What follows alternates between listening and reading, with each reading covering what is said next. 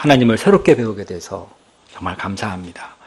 만약에 우리가 이 공부를 안 한다면은 역대선이 이런 구약의 많은 말씀들이 내가 잡은 이 성경 안에 있기는 하지만 그냥 마냥 멀리만 느껴지고 또 이런 제 공부하나 하는 그런 문제의식만 갖고 끝나버리기 쉽습니다. 그러나 좀 어렵더라도 하나님이 공부하라고 주셨다, 기회를 주셨다 이렇게 생각을 하고 마음을 들여서 열심히 공부할 수 있기를 기도합니다. 우리가 창세기부터 레위기는 메시지로 하긴 좀 너무 어려워서 레위기 빼놓고 처음부터 끝까지 왔습니다. 페이지 수를 보니까 약 670페이지가 됩니다. 아주 부지런하게 해왔는데 잠언서와 소선지서 이것도 쉬운 말씀은 아니지만은 작년 이바 목자님께서 수요일 날 메시지 전하면서 더 이렇게 많은 강의를 해주셨습니다. 어쨌든 우리가 성경 정본을 대상으로 해서 공부해 나가고 있다는 건 참으로 감사한 일이 아닐 수 없습니다. 그래서 우리가 성경 읽기 선교회인데 처음부터 끝까지 다 공부하고 또 공부해서 그야말로 하나님 말씀에 익숙한 그런 하나님의 사람들이 될 수 있기를 간절히 기도합니다. 네. 오늘 말씀의 제목은 삶의 해석과 교훈 이렇게 잡았습니다.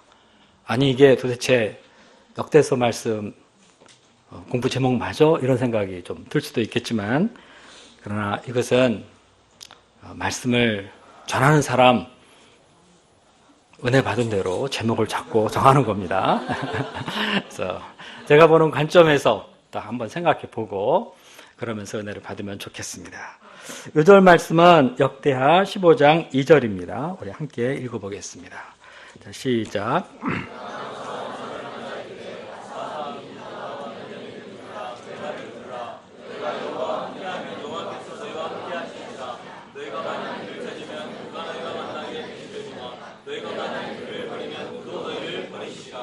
은혜로우신 하나님 아버지, 죄로 병들어 있고 못쓰게 되어버린 이 세상 가운데서 우리 하나님 아버지 저희를 각별히 불러내으시고 그리스도 예수님을 알게 하시며 그의 자녀 삼으시고 저희를 의롭다 하시고 영생을 주시고 우리 하나님 나라의 영원한 기업을 또 약속해 주신 모든 은혜를 인하여 감사합니다.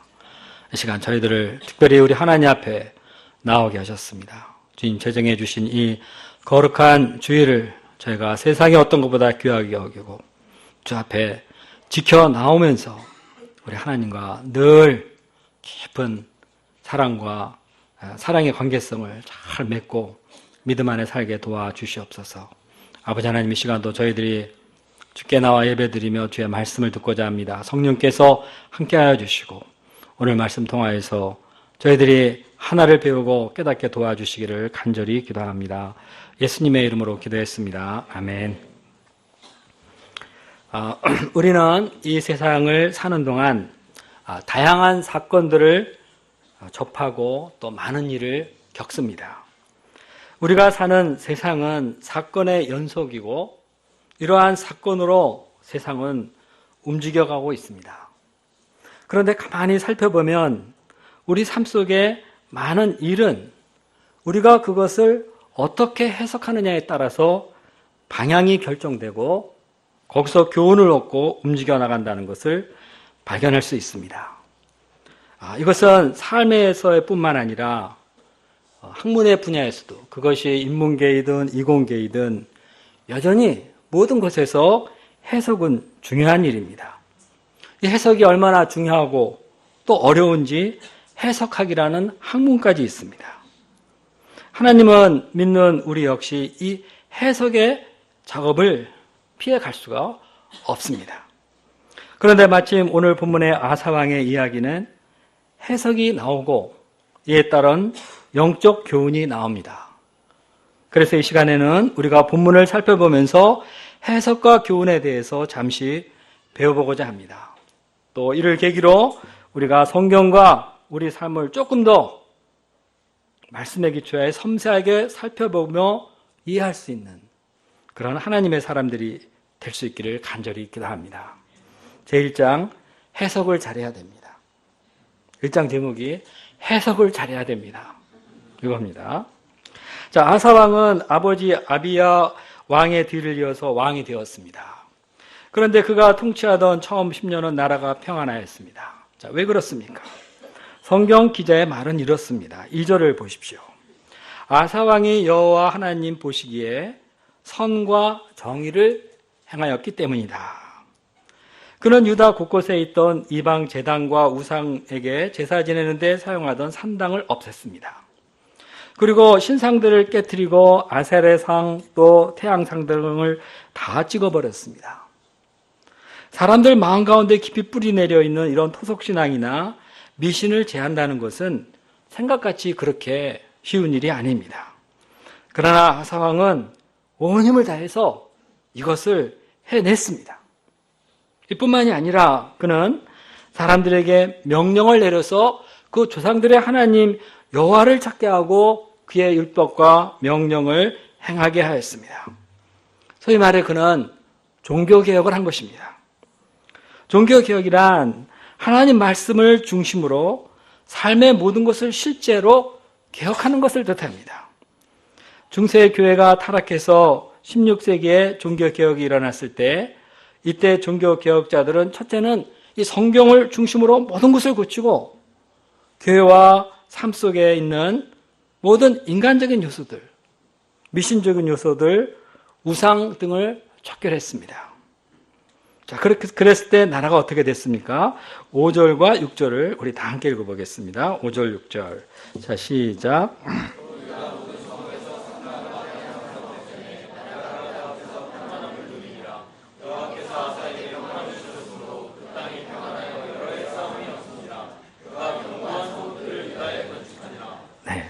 하나님이 눈에 보이시는 분이라면 아주 분명하게 이것은 하나님이 이루신 것이야 하고 누구나 쉽게 말할 수 있습니다. 그러나 하나님은 눈에 보이지 않습니다. 그러나 성경 기자는 아사 왕이 이런 개혁을 단행함으로 하나님께서 나라에 평안을 주셨다. 이렇게 해석해 말해주고 있는 것입니다. 자, 이러한 해석은 아사 왕의 고백에서도 나타납니다. 우리 7절 말씀을 다 같이 읽어보겠습니다. 7절 말씀, 아사가 시작.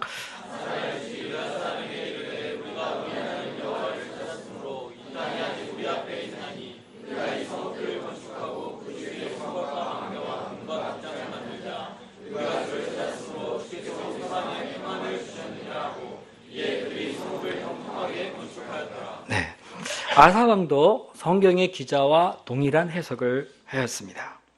우리 앞에 이렇게 먹고 살 만한 땅이 있는 것은 우리가 하나님을 찾았기 때문이다. 그리고 다시 한번 우리가 주를 찾았기 때문에 주께서 우리 사방에 평안을 주셨느니라. 아사 왕의 이 말을 볼 때 그는 나라에 임한 이 평안에 대해서 얼마나 감사하는지를 알 수 있습니다. 통치자로서 나라에 평강이 있는 것만큼 감사한 일이 어디 있겠습니까? 아사 왕은 이것이 얼마나 감사했는지, 우리가 어떻게 해서 이런 축복을 누리게 되었는지 생각해 보았습니다. 이것은 내가 정치를 잘해서 그런 것 아닐까? 우리가 주변 나라보다 더 강하니까 이 주변 나라들이 우리나라 침입해 오지 않아서 우리가 평강을 누리는 거 아닐까 하고 생각해 볼 수도 있었습니다. 그러나 그는 이 모든 것을 생각하고 더 생각해 보면서 이것은 우리가 하나님을 찾았기 때문에 하나님이 이것을 기뻐하고 주신 것이구나 하는 것을 깨달은 것입니다. 이것이 나라에 임한 평강에 대한 아사의 해석입니다. 우리는 하나님이 내게 이루어 주신 것을 생각하면 감사하고 하나님이 이 모든 것을 이루신 거야 하면서 하나님께 영광을 돌립니다. 그리고 내게 아프고 괴로운 일이 있을 때는 그때 좀 성숙한 사람은 이것은 하나님이 나를 사랑하시기 때문이야 하는 이런 전제를 걸어놓고 내가 뭔가 부족하고 회개할 점이 있는가 보지? 아니 그런 것이 없더라면 나를 한 단계 더 업그레이드 시키려고 이렇게 지금 훈련을 주시는 거야 하고 생각합니다. 자, 인간은 해석하는 존재입니다. 서두에서 말했듯이 우리의 삶은 해석의 연속입니다. 해석이 없는 삶이란 없습니다. 인간은 동물과 다른 것은 인간은 해석한다는 겁니다. 자, 그런데 문제는 우리가 과연 해석을 잘 하느냐 이겁니다. 해석을 잘할 수 있다면은 정황 이해가 분명해지고 삶의 방향이 또한 분명해집니다. 자, 분명하면은 행복해지는 겁니다. 이게 분명하지 않으면 이거 왜 이러지 하면서 골머리 아프다고 막 이러면서 방황하게 됩니다. 자, 이 해석을 잘 못한다면은 자기 인생이 꼬이는 것 같고 운명적으로 자기를 이해하게 되고 그리고 비참한 삶을 살 수밖에 없습니다. 생각이 비참해집니다. 자, 그러면 우리가 어떻게 하면 자기 인생을 제대로 해석할 수 있겠습니까? 해석이 잘 안 되는 사람이 주로 사주팔자를 보러 가고 또 점쟁이한테 가서 물어봅니다. 그럼 점쟁이가 이것은 이런 것이니 이렇게 하시오 그러면은 자기 해석 능력이 없으니까 이 점쟁이가 해주는 해석대로 따라가게 될 수밖에 없습니다. 자, 그런데 오늘 본문의 아사왕은 모든 것을 하나님 안에서 해석했습니다. 그가 이런 해석을 할 수 있었던 것은 이 세상의 모든 것은 하나님이 주관하시고 섭리하신다는 이 하나님 중심의 아주 분명한 세계관을 갖고 있었기 때문입니다. 그래서 그는 자기에게 주어진 이 평안이 하나님으로부터 온 것이다. 이렇게 해석할 수 있었습니다. 우리도 그동안 성경을 배우면서 창조, 타락, 구속, 재림이라는 기독교 세계관을 갖게 되었습니다. 세상을 보면 이거 어떻게 생겼지? 뭐 어떻게 생기긴 하나님이 창조하신 거지. 세상이 왜 이렇게 부조리하고 죄가 많은 거야? 사람이 왜 저래? 왜 그러긴 타락해서 그런 거지. 그러면 어떻게 돼? 우리 구원받을 길 없어? 예수 그리스도께서 구원의 길을 주셨어. 그럼 우리 계속 이렇게 살아야 돼? 아니야. 예수님 다시 오셔서 새하늘과 새 땅을 만드시고 우리를 그 안에서 영원토록 다스려 주실 거야. 이렇게 해석을 합니다. 그렇죠? 여기서 벗어났다 그러면 이상한 사람 되는 거예요. 그리고 우리는 무슨 일을 겪든지 하나님께서 모든 것은 당신의 의와 사랑을 나타내기 위해서 하시는 것이다. 이런 생각을 하면서 우리는 독생자를 주신 하나님 사랑을 배우고 익혀나가는 것입니다. 우리가 성경 공부를 하는 것은 바로 이런 세계관을 배우고 이에 기초해서 하나님의 말씀을 듣고 배우는 것이고 또 이것을 기초해서 모든 것을 해석하는 걸 배우는 겁니다. 자, 요한복음 9장에 보면은 예수님의 제자들은 날 때부터 소경된 사람을 보고 도대체 이것이 누구의 죄 때문인가? 아무리 생각을 해봐도 얘는 날 때부터 소경이 되었는데 자기 죄는 아닐 것 같은데 부모 죄 때문인가? 이렇게 그가 소경으로 태어난 것에 대해서 그 원인을 죄로만 자꾸 보면서 부정적이고 운명적으로 해석하고자 했습니다. 이들의 마음은 인과응보적인 곧 율법적인 사고방식에 지배되어 있었기 때문에 그렇게 될 수밖에 없는 겁니다. 물론 우리가 잘못했을 때 하나님께서는 우리에게 징계와 이에 따른 훈련을 주신다는 것은 틀린 것만은 아닙니다. 그러나 그렇더라도 거기서 그것 이상으로 우리를 향한 하나님의 위대한 사랑, 그것이 있다 하는 것을 우리는 생각해낼 수 있어야 합니다. 예수님이 어땠습니까? 자, 예수님은 이보다 차원을 높여서 이건 누구의 죄 때문에 그런 것이 아니다. 바로 이 일을 통해서 하나님께서 당신의 영광을 나타내고자 하신 거야. 하면서 아주 긍정적이고 적극적인 해석을 하셨습니다. 그래서 예수님은 곧바로 진흙을 이겨 소경의 눈에 발라 그의 눈을 뜨게 해줄 수 있었던 것입니다. 자, 똑같은 사건을 대하는 제자들과 예수님 사이의 해석이 이렇게 다릅니다. 예수님은 제자들보다 하나님을 더 깊이 알고 있었던 것입니다. 자, 비범한 해석은 우리의 삶을 비범하게 해주고 하나님께 영광을 돌리게 합니다. 아사왕의 해석은 이 살아계신 하나님, 그리고 자기 백성을 사랑하시고 지켜주시며 또 그들을 통해서 영광 받으시는 이 하나님을 나타내주고 있습니다. 이것은 그가 하나님을 경외하고 하나님 말씀을 잘 알았기 때문입니다. 지난주 예배 말씀에서 우리 이창모 목자님은 세상에 두 개의 기본 지식이 있다고 했는데 그것이 바로 하나님을 아는 지식, 그리고 자기를 아는 지식이라고 했습니다.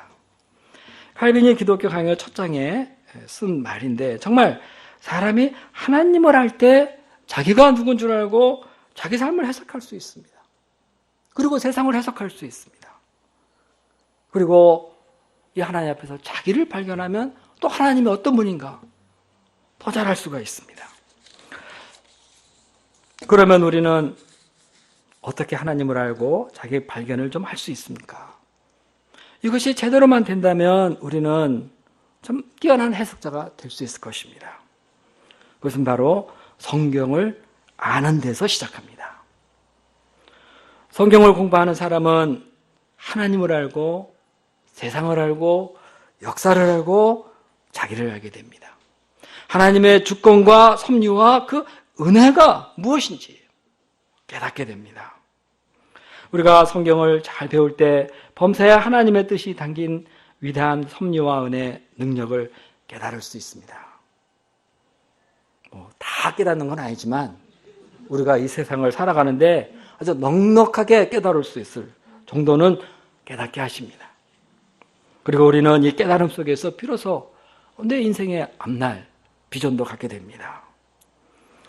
요즘 우리나라에는 탈북자들이 점점 많아지고 이제는 그들로 이루어진 TV 프로그램도 제법 있습니다. 사람들은 이렇게 우리나라에 탈북자가 많은 이유는 북한이 살만한 곳이 못 돼서 살다 못해 아래로 내려온 것이다 하는 정도로 생각합니다. 틀린 말 아닙니다. 그러나 이것은 정말 그야말로 평면적인 해석입니다. 그런데 저는 지난주 송구영신 예배 때 북한 기독교의 실상을 보여주는 다큐멘터리를 본 적이 있습니다. 거기에 탈북자 이야기가 나왔는데 그 해석은 하나님께서 장차 통일에 대비해 탈북자를 통해서 우리가 북한을 좀 알게 해주신다는 겁니다. 방송국 측에서는 그들이 말을 재미있게 잘하니까 그들을 모아서 프로그램을 만들었는지는 모르겠지만 이런 프로그램 속에는 하나님의 큰 뜻과 섭리와 계획이 담겨 있는 겁니다. 이게 바로 구속사적인 맥락에서 본 해석입니다. 우리는 이렇게 우리 개개인의 삶도 우리 교회 일도 다 이 하나님의 큰 구속자적인 이 관점에서 해석하고 방향을 잡을 수 있어야 합니다. 자기가 겪고 있는 일에 대한 의문이 생길 때 우리는 성경을 펴 읽으면 거기서 빛이 나와서 이거 하나님이 이렇게 하시려나 보구나. 성경을 읽고 기도하고 생각에 반복을 하면은 겸손하게 주의 음성을 듣고자 하면은 하나님께서 깨닫게 해주십니다. 하나님은 빛이십니다. 우리를 무지와 어두움 속에서 건져 빛으로 깨달음으로 인도해 주시는 분이십니다. 그리고 마침내 우리는 우리에게 벌어지는 이 모든 일을 하나님께 영광이 되는 쪽으로 믿음의 해석을 하면서 우리 하나님께 나갈 수 있는 것입니다. 종교개혁자 칼빈은 성경은 이 세상을 들여다보는 안경과도 같은 것이다 이렇게 말을 했습니다. 안경을 끼면은 희미하게 보이던 것이 아주 선명하게 보입니다. 이건 뭐였구나. 저 안경을 끼지 않았을 때는 누가 뭐를 하고 있는지 대충 왔다 갔다 하는 것만 보이는데 안경을 탁 끼면 아주 분명하게 보입니다. 그 손가락 움직임까지 다 보입니다. 우리가 성경을 읽고 기도하고 생각을 반복하면서 아주 우리 하나님께서 하시는 일을 올바로 깨달을 수 있는 그리고 해석해낼 수 있는 해석자들이 될 수 있기를 간절히 기도합니다. 금년 신년 상강 말씀은 주의 말씀을 열면 빛이 비추어 우준한 사람이 깨닫나이다 하고 말하고 있습니다. 우리가 새해에는 성경을 열심히 읽고 배우면서 주일에 해석에 익숙한 사람들이 되어 하나님을 섬기는 종들이 될 수 있기를 간절히 기도합니다. 자, 둘째, 교훈을 잘 받아야 합니다. 다 같이 볼까요? 교훈을 잘 받아야 합니다. 시작. 좀 더 정확히 말하자면 교훈의 말씀을 잘 받아야 합니다. 다시 해볼까요? 자, 시작. 교훈의 말씀을 잘 받아야 합니다. 자, 이렇게 평안의 시간이 지나가는 때에 어느 날 전쟁이 일어났습니다. 애굽의 구스 사람 세라가 아사를 치러 군대 100만 명과 병거 300대를 거느리고 올라왔습니다. 나라의 평강을 잘 누리던 유대에 갑자기 이런 전쟁이 일어나게 된 것입니다. 당시에 아사의 군대는 창과 활과 방패를 든 군인이 총 58만 명에 불과했는데 이들과 싸우기에는 정말 역부족입니다. 그런데 이때 아사의 반응이 어땠습니까? 그는 마레사의 스바다 골짜기에 내려가 전열을 갈아서 먹습니다. 그리고 이렇게 기도했습니다. 우리 11절과 12절 말씀을 다 같이 읽어보겠습니다. 11, 12절. 자, 시작.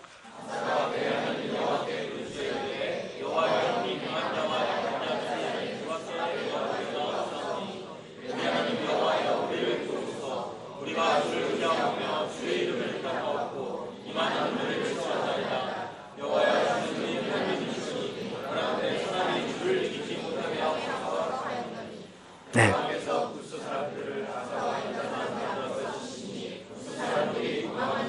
네.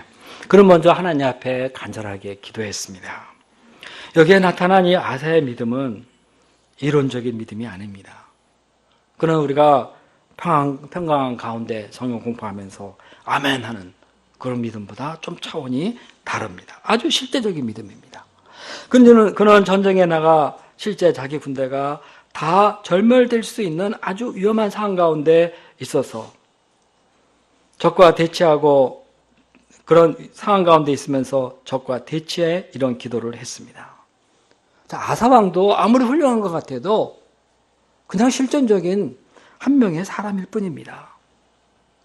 그도 역시 자기보다 갑절이나 되는 많은 적들과 그들이 타고 있는 병거들을 보았을 때 마음이 답답했을 것입니다. 두려웠을 겁니다. 이 싸움 되겠나? 이런 생각을 해서 도망가고 싶기도 했을 것입니다. 그러나 그는 이런 가운데 온 힘을 다해서 이런 불신의 생각을 물리치고 하나님께 나가서 아주 간절하게 기도를 했습니다. 그야말로 하나님께 매달려서 기도하면서 이 기도 속에 확신을 얻고자 했습니다. 이랬을 때 하나님께서는 아사왕을 도와주었습니다. 하나님은 구스 사람을 치고 이때 아사왕의 군대는 그들을 추격해서 이제 적은 살아남는 자가 없을 정도로 완전히 패망하고 말았습니다. 그리고 유다는 그들에게서 많은 양과 낙태 등을 탈취해 돌아왔습니다. 또 하나님께서는 그날 사면에 있는 이방 족속들의 성읍 백성들에게 두려움을 심어서 감히 아사왕에게 대항하지 못하게 하셨습니다. 하나님은 아사의 기도와 믿음을 축복해 주시고 이렇게 큰 승리를 주신 것입니다. 하나님은 이렇게 위기의 순간에도 전심으로 당신을 잡고 의지하는 자를 결코 낙심시켜 주지 않으신다는 겁니다. 그런 자에게 승리를 주시고 큰 복을 주십니다. 자, 15장을 보십시오. 이때 선지자 아사랴가 나타나서 아사에게 이런 말을 하였습니다. 우리 2절 말씀을 아주 크게 한번 읽어보겠습니다. 2절. 자, 시작.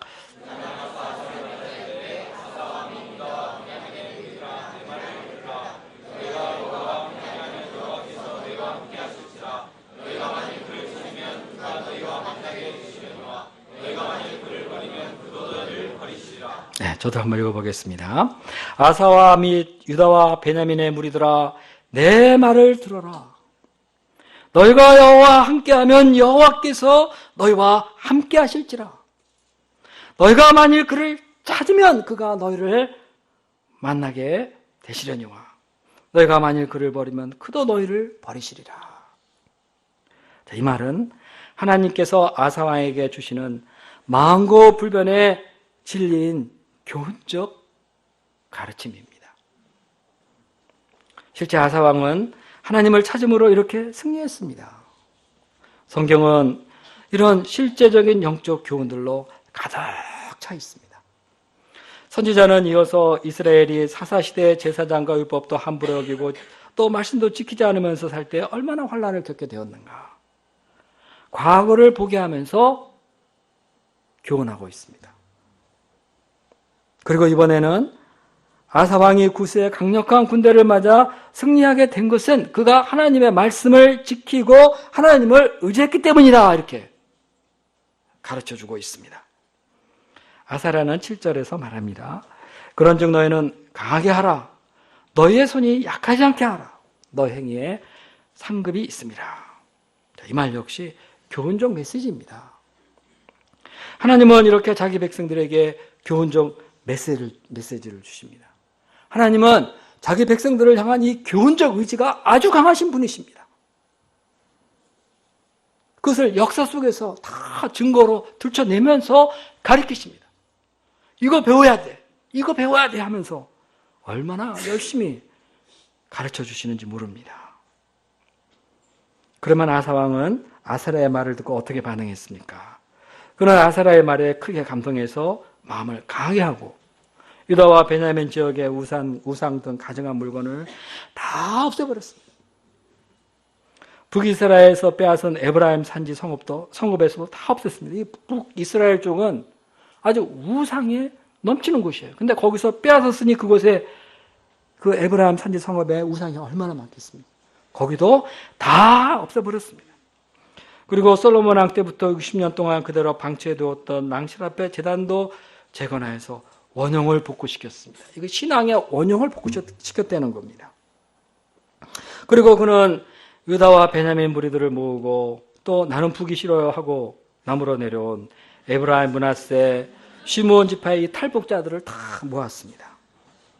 이들은 다 하나님께서 아사와 함께 하시는 것을 보고 남으로 내려온 사람입니다. 아, 남쪽에는 하나님이 살아계시다. 아사왕은 이들과 함께 전쟁에서 얻은 소 700마리와 양 7,000마리로 하나님께 제사를 드렸습니다. 이렇게 많은 이 제사를 드렸다 하는 것은 아사왕은 사실 백성 각 사람이 하나님 앞에 나와서 다 회개하고 제물을 드리면서 헌신하게 했다는 겁니다.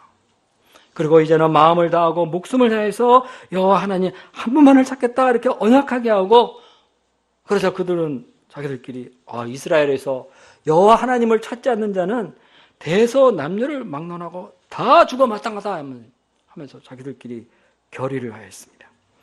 이에 온 백성들이 마음을 다하여 하나님께 맹세하고 여호와 하나님을 찾았습니다. 자, 이것이 아사왕의 강도 높았던 정말 강도 높았던 2차 종교 개혁이었습니다. 자, 하나님의 반응이 어떻습니까? 하나님은 그들의 행위에 상을 주셨습니다. 15절 후반부를 보십시오. 우리가 마음을 다하고 맹세하여 뜻을 다하여 여호와 하나님을 찾음으로 여호와께서 그들을 만나 주시고 그들 사막에 평안을 주셨더라. 하나님은 그들에게 평안과 안식을 선물로 주셨습니다. 아사랴가 한 이 교훈의 말씀대로 하나님과 함께하면 나도 너희가 함께하겠다 하는 이 말씀을 따라 이렇게 종교 개혁을 했을 때 하나님께서 이렇게 축복해 주신 것입니다. 자, 본문은 하나님이 주시는 이 평안에 대해서 한 번 더 강조하고 있습니다. 16절을 보십시오. 아사르 어머니 마아가가 아세라 가증한 목상을 만들었을 때 그가 아무리 어머니라고 해도 이런 분이 태우의 자리에 있어서는 안 된다 하면서 태우의 자리를 폐하고 그 우상을 찍고 빻아서 기드론 시내가에 불살라 버렸습니다. 이는 아사가 하나님의 말씀 앞에서 얼마나 절대적으로 살고자 했는가 보여줍니다. 그리고 그는 일생 마음을 바쳐 하나님 앞에서 모든 것을 온전히 지켰습니다. 그리고 그는 자기 아버지 것과 자기의 것으로 하나님 전에 은과 금을 구별해 드렸습니다. 자, 이건 무슨 뜻이냐 하면은 아사 왕이 모든 것을 하나님께 감사하고 하나님께 영광을 돌렸다. 이런 뜻입니다. 자, 15장 19절을 보겠습니다. 이때부터 아사 왕 제35년까지 다시는 전쟁이 없으니라. 본문은 다시 평안을 말해주고 있습니다. 이것은 아사와 그 백성에 대한 하나님의 지극한 선물이었다는 것입니다. 자, 우리가 복받기를 원합니까? 마음의 평강을 원해요? 그 대답은 바로 성경으로 돌아가라입니다. 다시 말해 성경이 가르쳐주는 신앙의 원칙과 삶의 교훈으로 돌아가면 된다는 겁니다. 우리가 성경을 배웠으면 이것을 구체적으로 삶 속에 적용해야 합니다. 이거 참다운 신앙생활인 것입니다. 아사왕의 삶은 이런 점에서 본이 됩니다. 그러나 아사라가 한 교훈의 말에 귀를 기울였기 때문입니다. 우리가 가정에서든 교회에서든 자기중심적인 생각이나 어떤 이기심, 정욕에 기초한 생각을 버리고 힘써서 주의 말씀에 순종하여를 지켜나가고자 할 때 하나님은 이것을 아주 기뻐하시고 평강을 주십니다. 이 세상에 평안한 것보다 더 복된 것이 어디 있습니까? 저는 종종 야밤에 우리 목자님들과 이렇게 문자로 대화할 때가 있습니다. 그러면 상대방에서 끝에 평안한 밤 되세요 하고 문자를 받을 때 감동이 와요. 그렇지. 세상에 어떤 것보다도 우리에겐 평안이 필요하지. 이런 생각을 하게 됩니다. 우리가 아무리 많은 것을 갖고 원하는 것을 이루었다 하더라도 이 마음에 평강이 없다면 아무 의미가 없습니다. 마음이 불안하고 마음속에 이것저것으로 인해서 미움과 시기심이 가득하고 두렵고 이러다면 그게 무슨 소용이 있습니까? 자, 평안은 하나님으로부터 오는 선물입니다. 이것은 아사왕이 살던 그 시대에도 그렇고 지금 복음 시대에 살고 있는 우리에게도 그렇습니다. 특별히 우리 시대에 하나님이 주시는 이 평안은 그리스도의 십자가와 하나님의 약속의 말씀과 성령의 감동 속에서 오는 구약의 성도들은 체험하기 쉽지 않았던 그러한 평강입니다. 우리가 예수 그리스도를 믿을 때 그가 우리의 죄사함을 주시고 우리가 하나님 자녀되게 하셨다 하는 것을 믿을 때 성령의 감동, 우리 내면에서 생수가 펑펑 터지는 것 같은 그런 충만한 그런 평강을 누리게 됩니다. 이 평강만큼 하나님이 우리에게 주시는 큰 축복이 어디 있습니까? 사람들은 자꾸 하나님 복 주십시오 하면서 뭐가 되게 하고 못 그렇게 하게 하는데 그거 아니에요. 하나님은 그런 거 별로 관심 없습니다. 우리에게 평강과 확신을 주시는 거. 이것이 하나님이 우리에게 주시는 최고의 선물입니다. 그래서 하나님은 우리에게 평강을 주시면서 우리가 하나님을 찬송하게 합니다. 찬송가 412장은 이렇습니다. 3절을 보겠습니다. 내 영혼의 평화가 넘쳐남은 주의 큰 복을 받음이라. 내가 주야로 주님과 함께 있어 내 영혼이 편히 쉬네.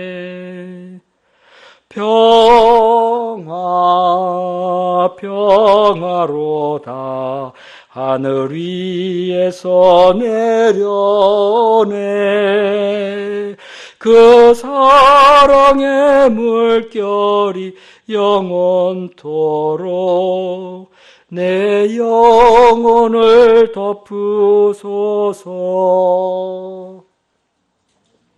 예수 그리스도는 임마누엘의 하나님으로 이 시간에도 우리와 함께 하십니다. 우리 삶 속에 많은 문제와 함께 하시고 먼저 평강과 믿음을 주시고 모든 일에서 능력으로 함께 하시면서 우리를 도와주십니다. 우리가 날마다 예수님의 십자가 은혜를 의지하면서 말씀을 지키고 이 말씀을 따라 우리의 잘못된 점을 다 고쳐나가면서 주님 주시는 평강과 능력, 감사와 기쁨이 넘치는 삶을 살 수 있기를 간절히 기도합니다. 자, 그런데 이 본문 16장은 참 안타깝게도 이렇게 주께 충성되고 많은 은혜를 누렸던 아사왕이 하나님의 말씀과 교훈을 저버리는 이야기가 나옵니다. 아사왕 36년에 이스라엘 왕 바하사가 유다를 치러 와서 라마의 전진기지를 건축해서 사람들이 이제는 더 이상 남쪽으로 예루살렘으로 다니지 못하게 했습니다. 그런데 이때 아사왕의 행동이 갑자기 이상해집니다. 그는 얼마 전에 하나님께 구별해 드렸던 이 은금, 이 하나님 거예요. 이제 하나님께 된 겁니다. 하나님 것이 된 거예요. 근데 그것을 여호와의 곳간에서 꺼내고 이것도 부족하다 싶었는지 자기 곳간에서 꺼내서 이 은금을 꺼내서 이걸 전부 다 다메섹 아람왕 벤하닷에게 뇌물로 가져갔습니다. 뇌물로. 그러면서 우리야 서로 조약을 맺자 이러면서 내가 이거 다 줄 테니까 이스라엘 왕 바하사와 맺은 조약을 깨고 어떻게 해서 그가 우리를 떠나게 해달라 이렇게 부탁을 합니다. 이렇게 해서 그는 바하사를 북으로 다시 돌려보냈습니다. 자, 아사가 왜 이렇게 됐을까요? 그는 종교개혁의 왕이요 구스의 군대가 침입해 왔을 때도 아주 용감하게 하나님을 의지하고 기도하면서 그를 물리치고 큰 승리를 하지 않았습니까? 아사가 이렇게 하나님의 주신 교훈의 말씀을 쉽게 버린 것이 너무나도 이상해 보입니다. 우리가 봐도 좀 이상하죠. 우리는 이것에 대해서 왜 그가 이렇게 됐는지 이런저런 생각을 해봅니다. 너무나 오랫동안 평안이 있어가지고 마음이 좀 문제의식이 없고 게을러져서 그런가? 별 생각을 다 하지만 하여튼 분명한 것은 그는 하나님의 말씀, 이거를 버렸다는 겁니다. 이때 선지자 하나냐가 와서 아사를 책망합니다. 그의 말은 왕이 하나님을 의지했으면은 하나님이 도와주시고 아람의 왕 군대까지 정복하게 해 주셨을 텐데 왜 그렇게 했느냐? 그러면서 그는 구스 사람과 룻 사람들이 큰 군대를 이끌고 쳐들어왔을 때도 왕이 여호와 하나님을 의지했을 때 그때 이렇게 아주 큰 승리를 주지 않았느냐? 이거를 기억을 시킵니다. 이는 그가 과거에 하나님이 하신 일, 그것을 기억하고 이번에도 이 하나님을 의지했으면은 당장에 눈앞에 보이는 것이 아무리 좀 급한 것 같더라도 의지했으면 그 문제가 해결되었을 텐데 왜 그랬느냐? 이런 겁니다. 자, 우리의 신앙이란 말씀을 묵상하면서 우리의 과거를 자꾸 되뇌어보고 말씀을 비춰서 더 되뇌어보고 거기서 교훈을 얻고 내 안에 믿음을 새롭게 하면서 현실을 개척해 나가는 겁니다. 내 인생 속에 하나님, 우리 교회 속에 역사하신 하나님, 우리의 민족과 함께 하셨던 그 하나님을 생각하고 또 생각하고 또 생각하면서 거기서 영적 교훈을 얻고 이것을 기초로 믿음으로 일어서는 겁니다. 하나님은 얼토당토하는 일을 우리 앞에 불쑥 내밀어서 우리를 곤란케 하시거나 망하게 하시는 분이 아닙니다. 하나님은 성경과 함께 우리가 이런 일을 감당할 만한 과거의 경험을 주셨습니다. 그렇기 때문에 과거 우리에게 있었던 많은 일을 되뇌어보면 거기서 우리는 영적 교훈을 얻을 수 있고 그러면 우리는 문제 해결을 해나갈 수 있습니다. 성경과 과거, 이거는 우리 지혜와 믿음의 보물 창고와도 같은 것입니다. 여기서 우리는 삶의 많은 교훈을 얻습니다. 그럴 수 있는 사람은 오늘의 위기와 환난 속에 담겨있는 남이 못 보는 그야말로 인생의 보물을 캐내고 축복을 누리는 겁니다. 그러지 못하면 아사와 같이 언제 하나님이 나를 도왔냐는 식으로 이상한 일을 할 수밖에 없습니다. 자, 16장 9절 말씀을 우리 다 함께 읽어보겠습니다. 16장 9절. 자, 시작. 여호와의 너는 온 땅을 두루 감찰하사 전심으로 한 자들을 위하여 능력을 베푸시나니 이런 왕이 망령되게 행하였은즉 이제 후부터는 왕에게 저도 한번 읽어보겠습니다. 여호와의 너는 온 땅을 두루 감찰하사 전심으로 자기에게 향하는 자를 위하여 능력을 베푸시나니 이 일은 왕이 망령되이 행하였은즉 영어로 보면은 You have done foolish things. 이후부터는 왕에게 전쟁이 있으리라. 아사 왕이 과거 아무리 어려웠어도 정말 전심으로 하나님 한 분만을 의지하고 나라를 개혁하고 구스와 싸우고자 했을 때 하나님이 베풀어 주신 그 큰 능력의 역사를 기억했더라면 정말 좋았을 텐데. 그거 기억하면 됐을 텐데. 그때 하나님을 붙들었으면 됐을 텐데. 당신 지금 망령되게 일을 행했습니다. 망령되게 행했다 하면 딴 말로 말하면 좀 속어지만 멍청이 같은 짓을 했습니다. 한심한 짓을 했습니다. 이런 뜻이에요. 알 거 다 알고 체험할 거 다 체험하고 그 누구보다도 하나님의 은혜를 잘 누리던 사람이 하나님이 선지자를 통해 아주 뚜렷하게 주신 이 귀한 교훈의 말씀을 저버리다니, 이건 정말 아사가 실수한 겁니다. 당신 실수한 거야. 이런 말 있죠. 당신 정말 멍청했던 거야. 이러면서 선지자는 그에게 이후부터 왕에게 전쟁이 있을 거다 예고했습니다. 이제 나라의 평안이 사라지게 된다는 것입니다. 아사 왕은 선지자 하나님의 말을 듣고 그를 잡아오게 가두었습니다. 이게 그냥 어디서 내 앞에서 하면서 이런 식이에요. 그리고 하나냐를 잡아놓았다고 반발하고 프랭카드 걸고 시위하는 이런 사람들 잡아가지고 다 감옥에 가두고 학대했습니다. 그는 자기가 북이스라엘에 침입해서 나라를 지켰는데 이게 나라를 비판하다니 하면서 이들을 다 종북으로 몰아서 잡아 넣은 겁니다. 이거는 참 말을 듣기 싫어하는 왕이 되었습니다. 그는 후에 발에 병이 생겨 위독하게 되었는데도 절대로 하나님 앞에 나와 기도를 안 했습니다. 그냥 의사에게만 갔습니다. 의사에게 간다는 게 나쁘다는 게 아니에요. 그러면서도 하나님의 도우심을 구하고 기도하고 그래야 됐는데 그러지 않았습니다. 그는 자기 삶에서 하나님을 거부하고 계속 완악하게 해서 모든 것을 자기 마음대로만 하려고 했습니다. 그는 그러다가 죽었습니다. 자, 역사에서 교훈을 못 배우면 어리석은 일을 반복하다가 망할 수밖에 없습니다. 그러나 배우는 사람은 하나님의 은혜와 능력 속에서 승리하고 복된 삶을 살게 될 것입니다. 지금 이 시간도 하나님은 세상을 두루두루 살피시면서 전심으로 하나님을 찾는 자를 찾으시고 그에게 능력을 베풀고자 하십니다.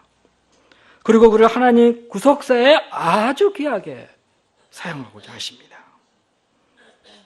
해석할 줄 아는 사람, 우리의 과거와 역사를 되풀이해보며 반성을 하고 거기서 교훈을 얻고 배우는 사람, 주께서 주신 이 교훈의 말씀을 겸손히 영접하는 이런 사람들, 새해에는 우리가 이런 사람들로 성장할 수 있기를 간절히 기도합니다. 금년에 많은 사람들이 성경을 많이 읽기로 방향을 잡았습니다. 어떤 분은 육회독을 하겠다 하면서 좀 몇 분이 생겼습니다. 감사합니다. 꼭 그렇게 하시기를 바랍니다. 그리고 성경 안에서 하나님께서 우리에게 교훈으로 주시는 말씀을 꼭 기억하고 힘들더라도 그것을 삶 속에 실천할 수 있기를 기도합니다. 그런 사람에게 범사의 은혜와 능력이 그리고 평강이 넘칠 것입니다. 우리가 하나님을 믿으며 살 때 아사왕처럼 처음에만 의지할 것이 아니라 인생의 마지막까지 변함없이 하나님께 전심으로 나와 의지하는 그런 믿음의 사람들이 될 수 있기를 간절히 기도합니다. 기도하겠습니다. 은혜로우신 하나님 아버지, 우리 하나님 아버지께서 오늘 말씀을 통하여서 저희가 우리에게 일어난 일들을 어떻게 해석해야 될 것인가, 말씀 안에서 하나님 안에서 보고 깨닫게 하여 주시기를, 이것을 배워나갈 수 있는 저희들이 되게 하여 주시기를 간절히 기도합니다. 하나님 아버지, 하나님은 정말 성경을 통해서 우리의 삶을 통해서 우리의 이웃의 삶을 통해서 역사를 통해서 우리를 부단히 교훈하시고 우리를 이끌어가고자 하십니다. 그러나 우리는 배우기를 싫어하고 자기의 죄와 욕망을 따라 살아가기를 잘하는 그러한 자들입니다. 우리를 불쌍히 여겨주시고 이 모든 것에 담긴 우리 하나님의 이 교훈적 의지를 알고 겸손히 배워서 주의 말씀을 따라 사는 종들이 되게 하여 주시기를 간절히 기도합니다. 새해에는 각별히 우리가 여호와 하나님의 말씀을 더 열심히 읽어가면서 하나님을 배우고 이 하나님 안에서 세상을 알고 나라라는 지혜로운 사람들 될 수 있도록 도와주시기를 간절히 기도합니다. 예수님의 이름으로 기도했습니다. 아멘.